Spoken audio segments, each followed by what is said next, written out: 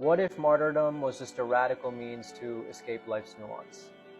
This is the question I'm asking myself after reading Martyr by Kaveh Akbar. In Martyr, we follow Cyrus, a man who has suffered from substance abuse and addiction, familial loss, suicidal ideations, and existentialism. And amidst his suffering, he's infatuated by this concept of martyrdom, dying with some conviction, some life purpose that could grant magnificent meaning to his mortality. Akbar keenly explores the concept of martyrdom, specifically what it reveals about the human condition and our struggle to reconcile life's ambiguities. Our struggle to make sense of loss and systemic injustice, our own vices and self-sabotage, and in the face of it all, love and compassion. Martyrdom is a radical means to clarity. Maybe dying with some ardent purpose might grant us the existential closure we're desperate for. Maybe this blind conviction might make sense of life's absurdities and bless us with the romantic and mystical epiphanies that religious prophets were once graced with.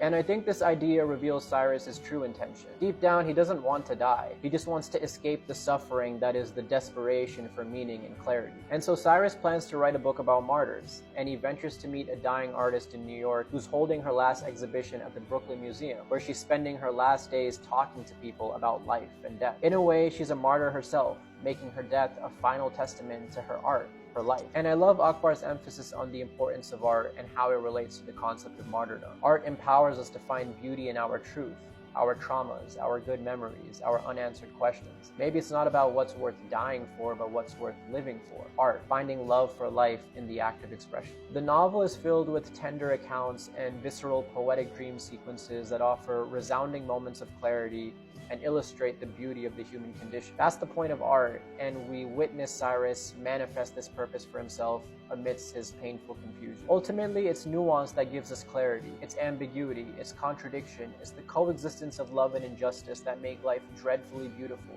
And we sacrifice that nuance when we choose to settle for a black and white philosophy to be a martyr for. When we choose to see and accept this, that's when we've reached the precipice of faith, that love and beauty will always undeniably persist, even if it eludes our human understanding. And maybe that's when we can feel a semblance of what the prophets felt when they spoke to God and saw angels in the sky. When we allow life's impassioned flame to consume us without reason, knowing that one day will just be ash, smoke rising to the sky.